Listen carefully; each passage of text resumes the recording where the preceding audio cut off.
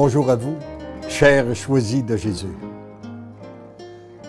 Aujourd'hui, nous avons à réfléchir ensemble sur ce que je qualifierais d'être le chemin le plus long que nous avons à parcourir dans une vie, celui de la tête au cœur. Et je pense que c'est le combat que j'ai eu à mener, moi, surtout comme homme d'affaires. Je pense que c'est aussi le combat de tous les professionnels, des intellectuels, où on apprend à vivre avec notre raison. Et on tente d'étouffer le cœur, d'étouffer les sentiments. Je me souviens, lorsque j'ai commencé à faire de l'administration, d'avoir entendu quelqu'un qui m'avait dit « Si tu veux être un bon gestionnaire, tu dois travailler au niveau de ta raison, tu ne dois pas écouter tes sentiments. » Quelques années plus tard, j'ai entendu des psychologues industriels dire « Lorsqu'il y a une bataille entre la tête et le cœur, entre la raison et les sentiments, c'est toujours les sentiments qui gagnent. S'ils ne réussissent pas à gagner d'une façon, ils vont gagner par des ulcères d'estomac, par une crise de cœur, par une dépression nerveuse, enfin. Ils ont une autre... Et ça, c'est...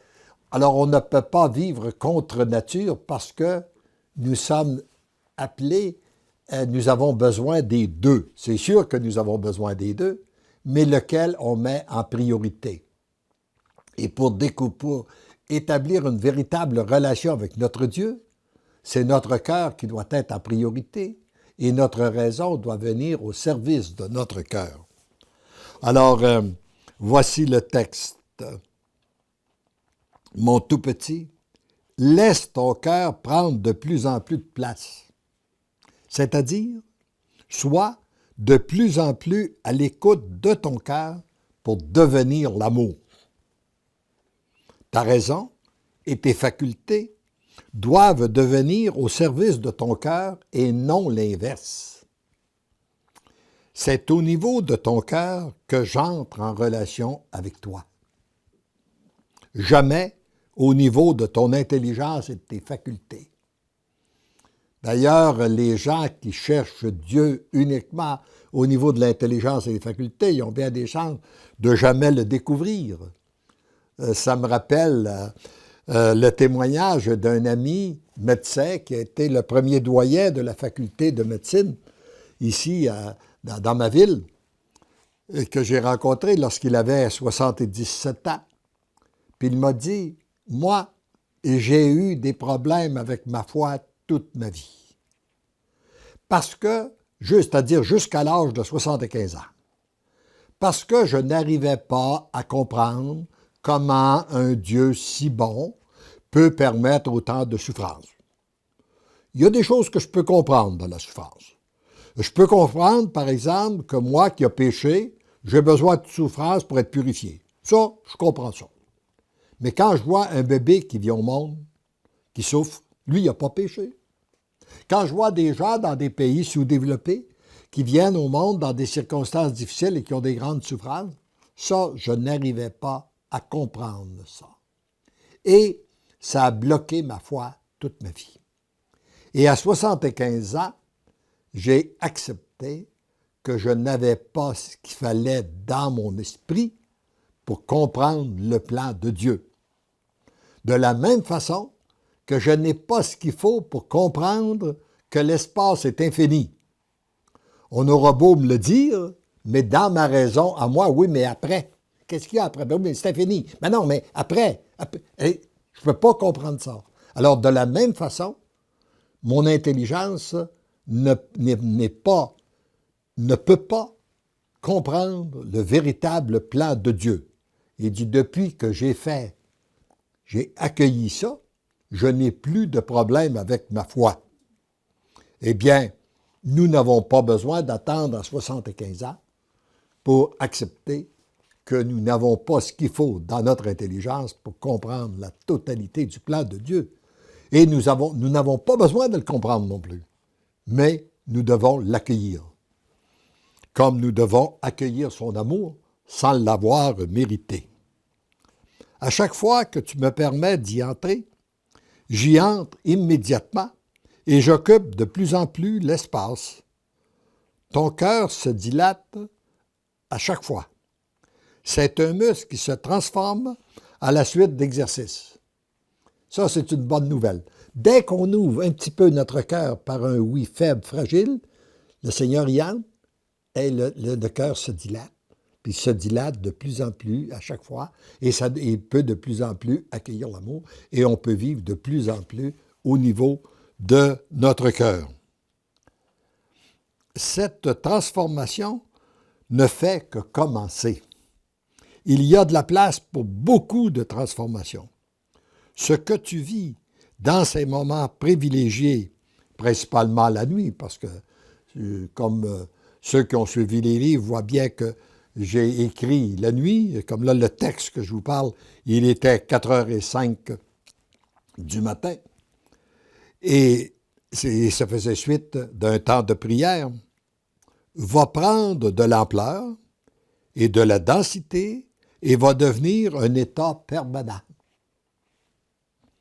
Tu le vivras 24 heures sur 24, de jour et de nuit. C'est à ce moment que tu seras devenu l'amour. Il commence par nous faire vivre une petite expérience, un moment privilégié, et après, lorsqu'on l'accueille, qu'on le reçoit, le moment prend de plus en plus, se prolonge, notre cœur s'ouvre, on en reçoit davantage, et finalement, ça nous vient une nouvelle façon de penser, une nouvelle façon d'être, une nouvelle façon de vivre. Ce n'est plus moi qui vis, mais bien le Christ qui vit en moi. C'est ce qu'a dit saint Paul. Hein? Et c'est ce que nous sommes tous appelés, comme chrétiens, à pouvoir dire, ce n'est plus moi qui vis, mais c'est le Christ qui vit en moi. Je vais vivre en relation intime avec tous les êtres humains vivant sur cette terre. Donc, il n'y a pas d'exclus dans les mains de Dieu. Dans le plan de Dieu, il nous veut vivre. Il nous veut tous près de lui. Il veut vivre à l'intérieur de chacun et chacune de nous. Je donnerai des grâces particulières à ceux et celles qui liront ces écrits, à la condition qu'ils me donnent leur oui sans restriction et que leur geste soit concordant avec leur engagement. Autrement dit, que je devienne la priorité de leur vie.